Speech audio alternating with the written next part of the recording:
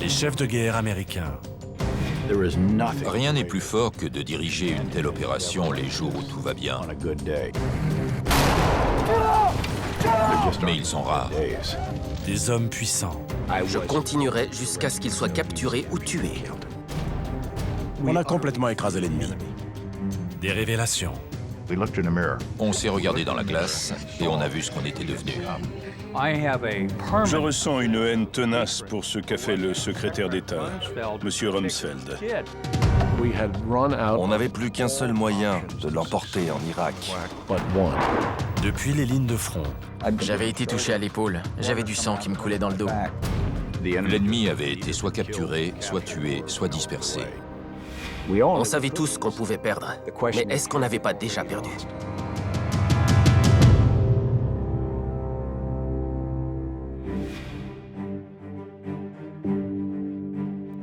Ils se sont engagés quand l'armée connaissait le pire, au moment de la guerre du Vietnam. Ils l'ont révolutionné de l'intérieur, modernisé, et en ont fait la force la plus puissante de l'histoire. L'Amérique se croyait invincible, jusqu'à sa défaite en Irak. J'ai mis la tête dans les bras en me demandant « Mais pourquoi j'ai accepté ce poste ?»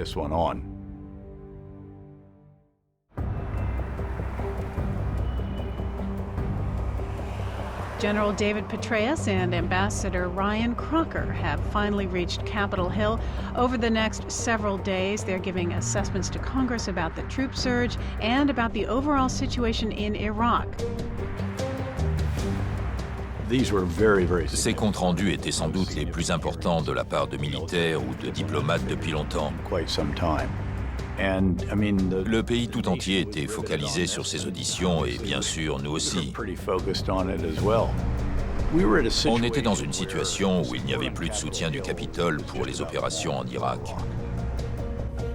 Le matin même, j'avais fait l'objet d'une pleine page commandée par MoveOn.org dans le New York Times, qui m'attaquait personnellement sur mon intégrité et ma crédibilité, pas seulement sur l'action menée.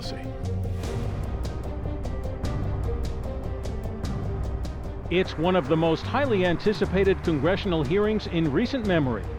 General David Petraeus and Ambassador Ryan Crocker were greeted by a mob scene as they arrived to deliver their progress report on Iraq.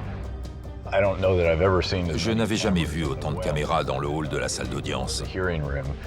C'était une audience conjointe et il y avait donc un nombre impressionnant de parlementaires. Ils étaient tous là. The military objectives of the surge are, in large measure, being met. The reports that you provide to us really require the willing suspension of disbelief. How do we clean up the mess and make the best out of a situation in which there are no good options? There are bad options and worse options. Subir les reproches pour une guerre impopulaire n'a rien de nouveau pour les chefs de guerre américains. The question is one of strategy, not tactics. Les guerres sont déclarées par les hommes politiques, mais ce sont les généraux qui mènent les hommes au front. Voici leur histoire. Elle commence au Vietnam, à une époque où les chefs de guerre représentent la facette détestée d'un conflit aux objectifs encore incertains.